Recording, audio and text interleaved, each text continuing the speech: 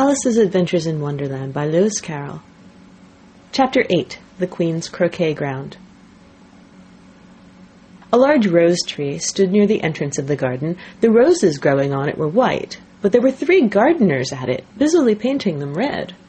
Alice thought this a very curious thing, and she went nearer to watch them, and just as she came up to them she heard one of them say, "Look out now, 5! Don't go splashing paint all over me like that!" "I couldn't help it," said 5 in a sulky tone. 7 jogged my elbow. On which 7 looked up and said, "That's right, 5, always lay the blame on others." "You'd better not talk," said 5. "I heard the Queen say only yesterday you deserve to be beheaded." "What for?" said the one who had spoken first. "That's none of your business, too," said 7. "Yes, it is his business," said 5, "and I'll tell him. It was for bringing the cook tulip roots instead of onions." 7 flung down his brush and had just begun, "Well, of all the unjust things," when his eye chanced to fall upon Alice as she stood watching them, and he checked himself suddenly. The others looked round also, and all of them bowed low. "Would you tell me," said Alice a little timidly, "why are you painting those roses?" 5 and 7 said nothing, but looked at 2. 2 began in a low voice, "Why, the fact is, you see, miss, this here ought to have been a red rose tree, and we put a white one in by mistake, and if the Queen was to find out, we should all have our heads cut off, you know. So you see, miss, we're doing our best before she comes to—" At this moment 5, who'd been anxiously looking across the garden, called out, "The Queen! The Queen!" And the 3 gardeners instantly threw themselves flat upon their faces. There was a sound of many footsteps, and Alice looked round, eager to see the Queen. First came 10 soldiers, carrying clubs. They were all shaped like the 3 gardeners, oblong and flat, with their hands and feet at the corners. Next, the 10 courtiers. These were ornamented all over with diamonds, and walked 2 and 2, as the soldiers did. After these came the royal children. There were 10 of them, and the little dears came jumping merrily along hand in hand in couples. They were all ornamented with hearts. Next came the guests, mostly kings and queens, and among them Alice recognized the White Rabbit. It was talking in a hurried, nervous manner, smiling at everything that was said, and went by without noticing her. Then followed the Knave of Hearts, carrying the king's crown on a crimson velvet cushion, and last of all this grand procession came the King and Queen of Hearts. Alice was rather doubtful whether she ought not lie down on her face like the 3 gardeners, but she could not remember ever having heard of such a rule at processions. And besides, what would be the use of a procession, thought she, if people all had to lie down upon their faces so they couldn't see it? So she stood still where she was and waited. When the procession came opposite to Alice, they all stopped and looked at her, and the Queen said severely, "Who is this?" She said it to the Knave of Hearts, who only bowed and smiled in reply. "Idiot," said the Queen, tossing her head impatiently, and turning to Alice, she went on, "What's your name, child?" "My name is Alice, so please your Majesty," said Alice very politely, but she added to herself, "Why, they're only a pack of cards after all. I needn't be afraid of them." "And who are these?" said the Queen, pointing to the 3 gardeners who were lying round the rose tree, for, you see, as they were all lying on their faces, and the pattern on their backs was the same as the rest of the pack, she could not tell whether they were her gardeners, or soldiers, or courtiers, or 3 of her own children. "How should I know?" said Alice, surprised at her own courage. "It's no business of mine." The Queen turned crimson with fury, and after glaring at her for a moment like a wild beast, screamed, "Off with her head! Off!" "Nonsense!" said Alice, very loudly and decidedly, and the Queen was silent. The King laid his hand upon her arm and timidly said, "Consider, my dear, she is only a child." The Queen turned angrily away from him and said to the Knave, "Turn them over." The Knave did so very carefully with 1 foot. "Get up!" said the Queen in a shrill, loud voice, and the 3 gardeners instantly jumped up and began bowing to the King, the Queen, the royal children, and everybody else. "Leave off that!" screamed the Queen. "You make me giddy." And then, turning to the rose tree, she went on, "What have you been doing here?" "May it please your Majesty," said 2 in a very humble tone, going down on 1 knee as he spoke. "We were trying—" "I see," said the Queen, who had meanwhile been examining the roses. Off with their heads!" And the procession moved on, 3 of the soldiers remaining behind to execute the unfortunate gardeners, who ran to Alice for protection. "You shan't be beheaded," said Alice, and she put them into a large flower pot that stood near. The 3 soldiers wandered about for a minute or two looking for them, and then quietly marched off after the others. "Are their heads off?" shouted the Queen. "Their heads are gone, if it please your Majesty," the soldiers shouted in reply. "That's right," shouted the Queen. "Can you play croquet?" The soldiers were silent and looked at Alice, as the question was evidently meant for her. "Yes," shouted Alice. "Come on, then," roared the Queen, and Alice joined the procession, wondering very much what would happen next. "It's a very fine day," said a timid voice at her side. She was walking by the White Rabbit, who was peeping anxiously into her face. "Very," said Alice. "Where's the Duchess?" "Shh, shh," said the Rabbit in a low, hurried tone. He looked anxiously over his shoulder as he spoke, and then raised himself upon tiptoe, put his mouth close to her ear, and whispered, "She's under sentence of execution." "What for?" said Alice. "Did you say, 'what a pity'?" the Rabbit asked. "No, I didn't," said Alice. "I don't think it's at all a pity. I said, 'what for?'" "She boxed the Queen's ears," the Rabbit began. Alice gave a little scream of laughter. "Oh, hush!" the Rabbit whispered in a frightened tone. "The Queen will hear you. You see, she came rather late, and the Queen said—" "Get to your places!"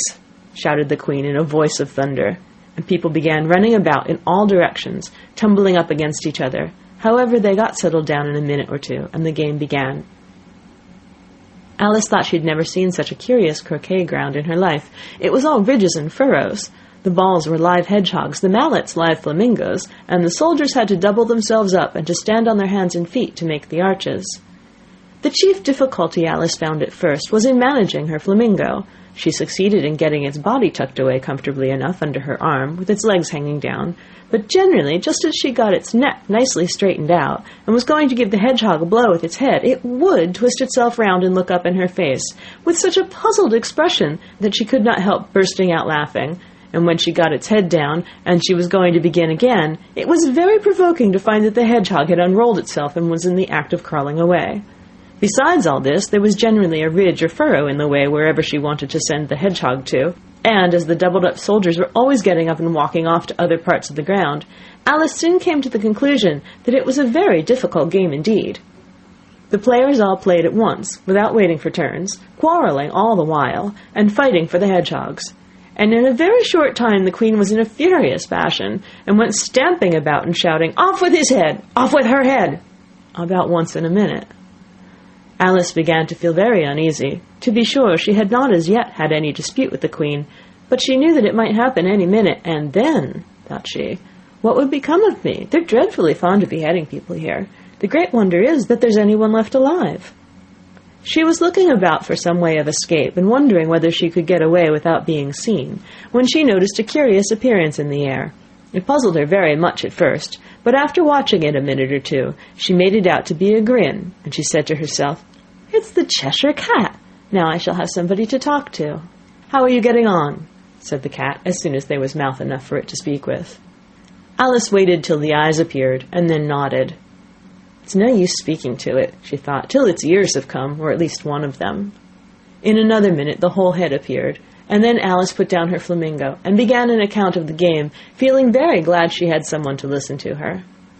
The cat seemed to think that there was enough of it now in sight, and no more of it appeared. "I don't think they play at all fairly," Alice began, in rather a complaining tone. "And they all quarrel so dreadfully one can't hear oneself speak. And they don't seem to have any rules in particular. At least, if there are, nobody attends to them. And you've no idea how confusing it is, all the things being alive. For instance, there's the arch I've got to go through next, walking about at the other end of the ground. And I should have croqueted the Queen's hedgehog just now, only it ran away when it saw mine coming." "How do you like the Queen?" said the cat in a low voice.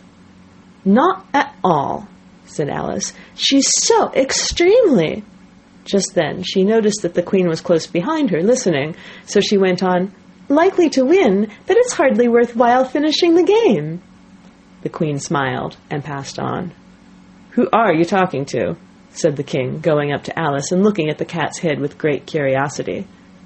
"It's a friend of mine, a Cheshire Cat," said Alice. "Allow me to introduce it." "I don't like the look of it at all," said the king. "However, it may kiss my hand if it likes." "I'd rather not," the cat remarked. "Don't be impertinent," said the king, "and don't look at me like that." He got behind Alice as he spoke. "A cat may look at a king," said Alice. "I've read that in some book, but I don't remember where." "Well, it must be removed," said the king very decidedly, and he called the queen, who was passing at the moment. "My dear, I wish you would have this cat removed."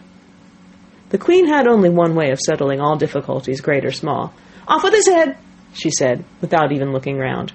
"I'll fetch the executioner myself," said the king eagerly, and he hurried off.